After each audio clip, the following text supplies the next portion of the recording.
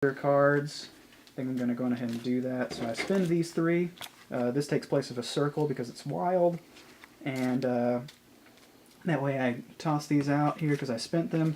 And then I can go in here and get rid of, let's see, I get rid of one of these right here.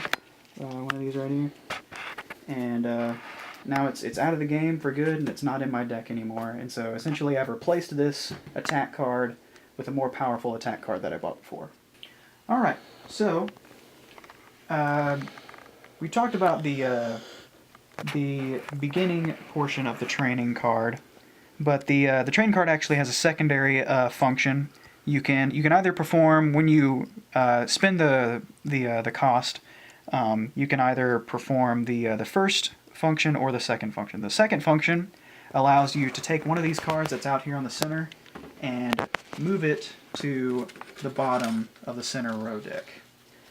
Say there's a card out here that you don't want, or you know that there's a card that you need somewhere in the center row, but it's not out here yet, so you want to clear some space. You can get rid of one of these cards, put it on the bottom, so it's not banished, it's not gone forever, it'll come back in case you need it later.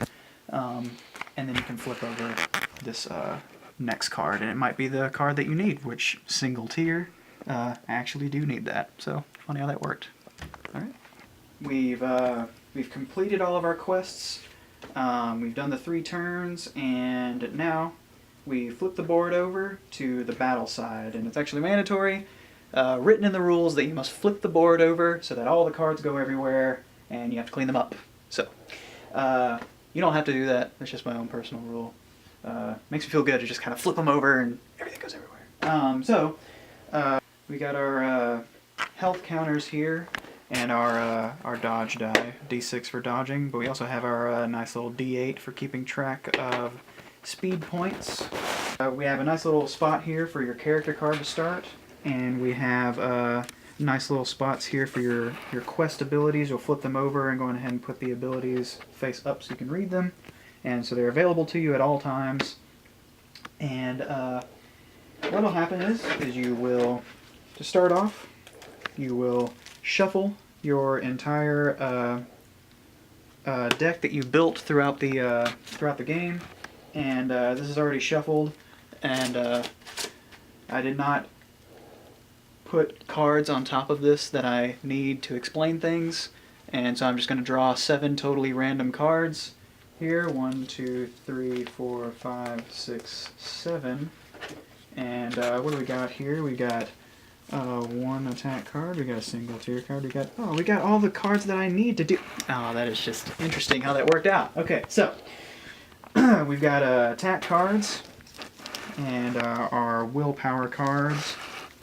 And we've got our center row cards here. I'm going to go on ahead and explain, just sit these off to the side.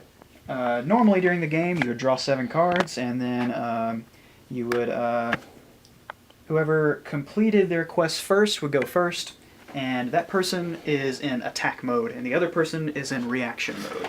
So, this other person, or this person right here, say I'm the person who completed my quest first, because I'm a quick player like that. I'm really good, and I complete all my quests before the other guy, and I'm gonna go first. So let me just go ahead and cheat here a little bit and grab some other cards here so I can explain some stuff. Let's grab some of these move cards and some of these defense cards. That's good. All right, so it's my game. I can cheat if I want. All right, so we got our level 2 move cards here. Level 1 move cards are exactly the same. They just only have the walk function. They don't have the sprint function. And so we can go on ahead and go over movement first. The way movement works is you have your character card. You have your character card in its starting location, and the way that you would move is that you would place it. Say I just wanted to walk, and place it right here, or under it if you wish. Right here, lining up with one of these dots. I can move it at an angle if I want. I can turn it. I can put it under one of these dots over here, move sideways. But I'm going to move right here, and I'm going to go up. And that's it. So I've walked a short distance, and this card that I put into play, I would then discard it off to the side, and that would be me walking. Now, if I wanted to move just a little bit quicker, I could spend some of my speed points, which are down here. The cost requirement for the sprint is right there, and then I would, say I'm at my starting location, I'd put it right there, and I would sprint all the way to the end of the card, move the card, so I moved a little bit further. So that's how that card works. And we can go on ahead and look at the character card here. See, we got a sweet ass little picture of Ryu right there, and we got ourselves a name and his title.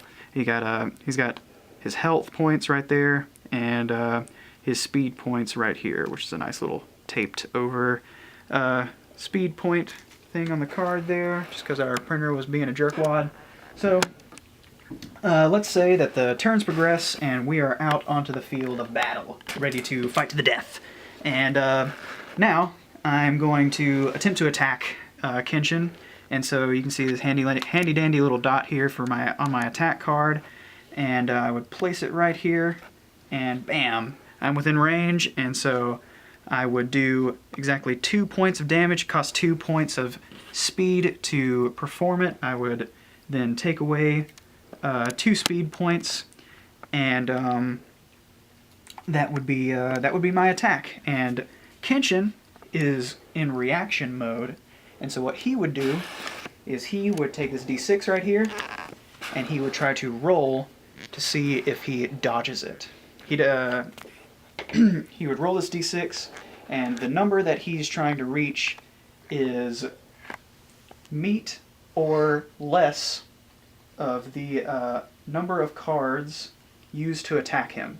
And since this was just one card, it was a quick thrust, and it's really fast, so it's hard to dodge, so he'd have to roll a 1, so he'd roll, and then he'd miss, and he would take the damage. Now, let's say he has a defense card.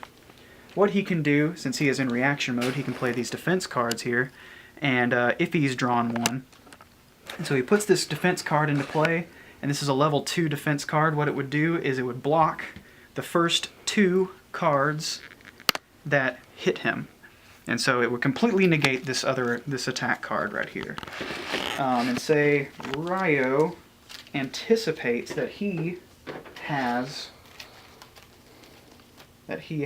a block card, and so he, instead of using a stab, instead of using a thrust, he would use a slash. And the way that slashes work is that you spend the cost requirement of the first card and then 1 for every other card. So this would be 3 cards, that would be a total of 4 speed points.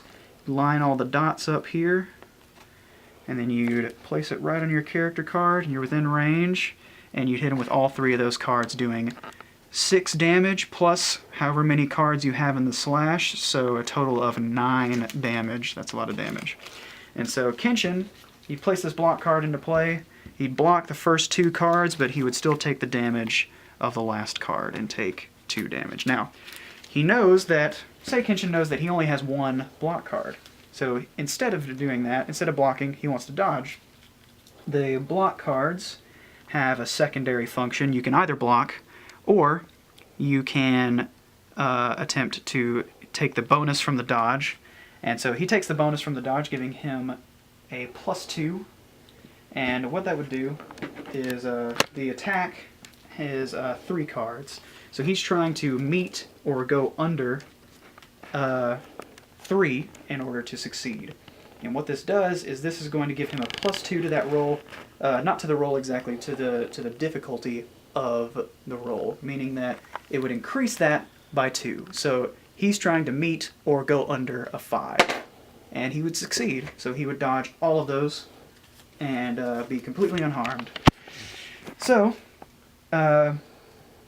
say Kenshin has a number of other block cards, and block cards don't cost any speed, and since he doesn't want to take the risk, let's say he has 3 block cards. Can't find them currently. Here we go. We've laid out, we didn't actually flip over the board and toss everything everywhere. We have all the cards that we didn't use nicely, neatly placed over there. And so we've got our block cards here.